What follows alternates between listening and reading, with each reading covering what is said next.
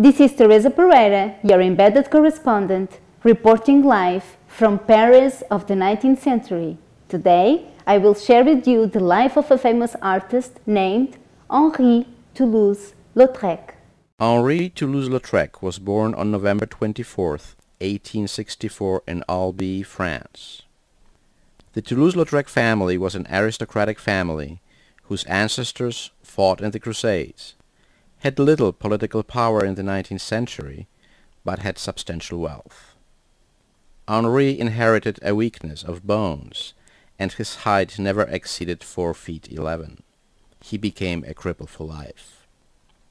He started drawing as a child, when spending a lot of time in bed. At the age of 17, he left home and went to Paris. He enrolled in the studios of different artists like Bonnat, Ferdinand Cormon, and lived a bohemian life. He passed to history as the pioneer of the poster. We are now in the second half of the 19th century, and I'm your embedded correspondent reporting live from Paris. Let's see what is going on in politics right now. Monarchy or republic? This is the question. You know, there is still a lot of talk about it in town. Let's check it out.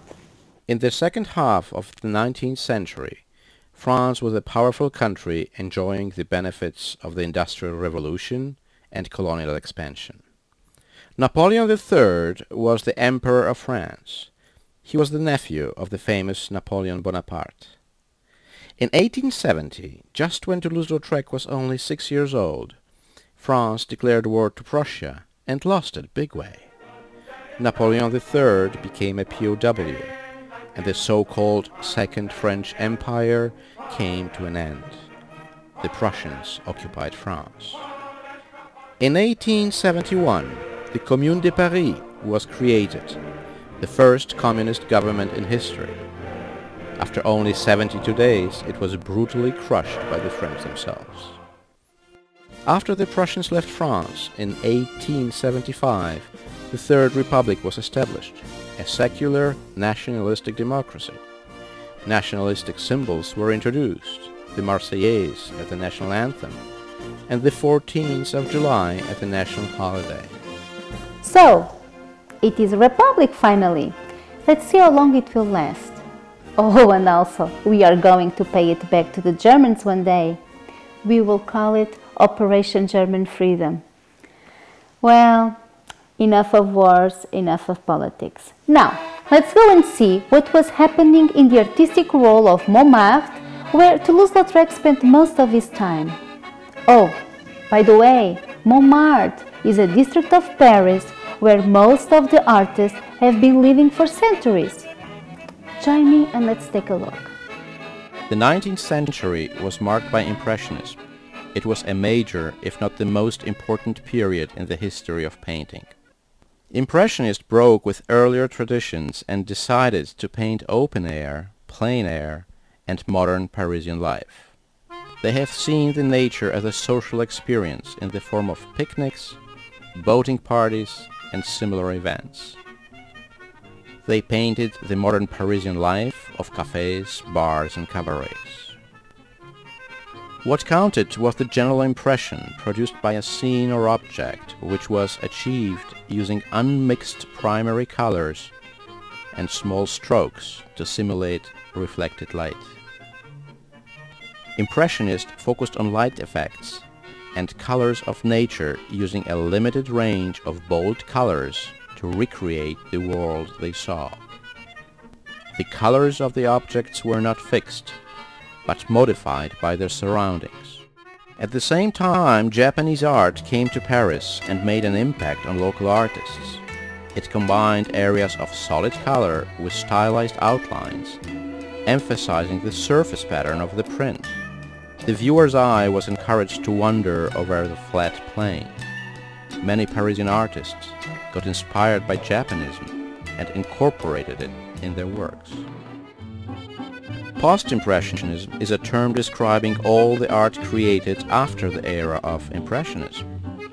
Many of the Impressionists became post-impressionists later in life. Post-impressionism extended the range of nature to include the inner vision as well as the external sensation, emphasizing the expressive over the representational function of art.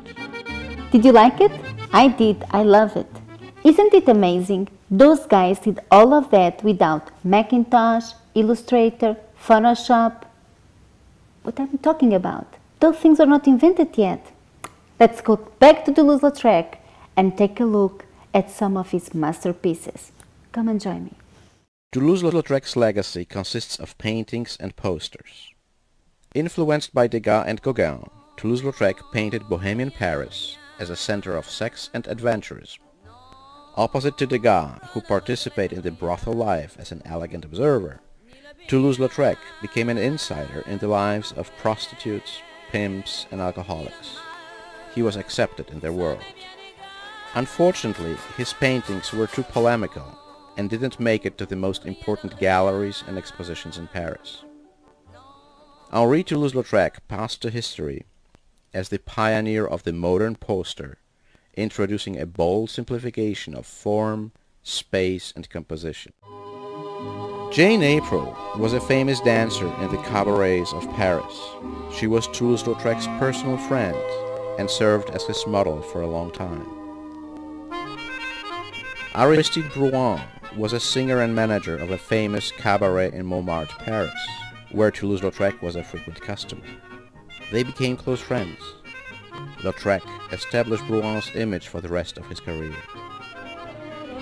Lautrec made several posters of Mary Milton, another famous cabaret singer of these times. Toulouse-Lautrec designed advertising for dramas, novels, international exhibitions, and journals, using diagonals, vivid colors, curved silhouettes, and flattened space.